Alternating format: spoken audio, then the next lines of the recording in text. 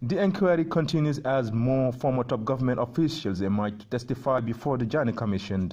The list here includes a chief of protocol, a former head of the civil service and minister for presidential affairs, an ex-cabinet secretary, as well as a close business associate of former President Jammeh.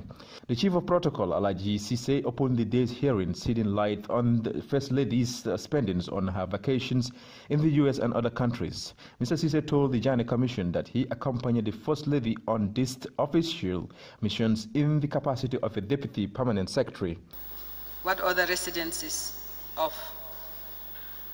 did you visit with the First Lady? Residences? No residences visited. Apart from Potomac, no. You did not visit any other residence? No.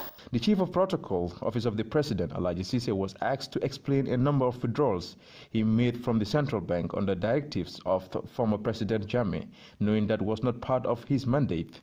Chief Protocol Ceesay, however, remained adamant that it was part of his duties to execute errands for the president. He has other people that are responsible for that. He has his personal assistants, his aides that would go also and do his errands.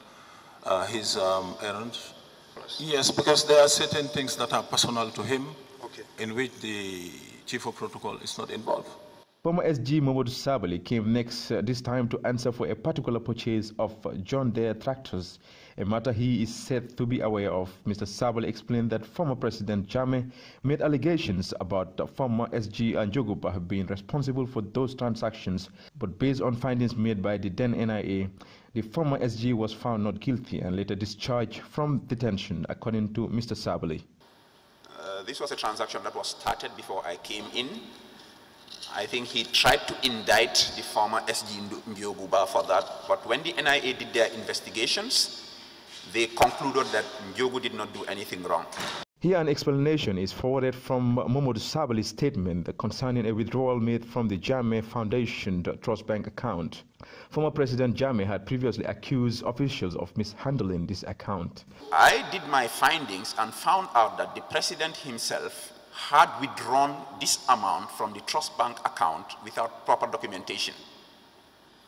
So I did verbal consultations with the management of Trust Bank, and when I established that, I went back to him to tell him that he was the one who withdrew the funds and not the management of the foundation, who were going to jail that very day.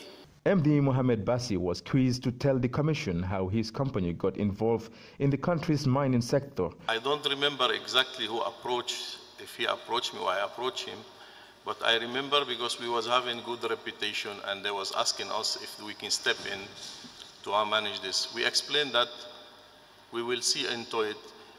The reason, and we find that somebody who was working to Carnegie at that time, he's running the operation, and he was the guy bringing all the, let's say, the labor from China, doing all the operation, transportation, and all this mining.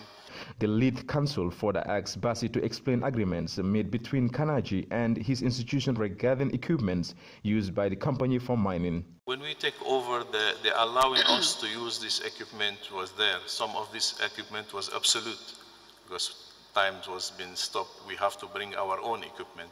We have to bring spare parts for all equipment to become working again.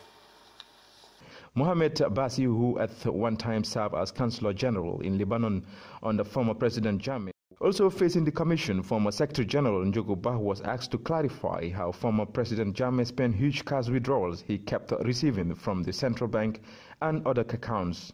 I wouldn't be able to pinpoint really why he was using, those money or requesting those monies for.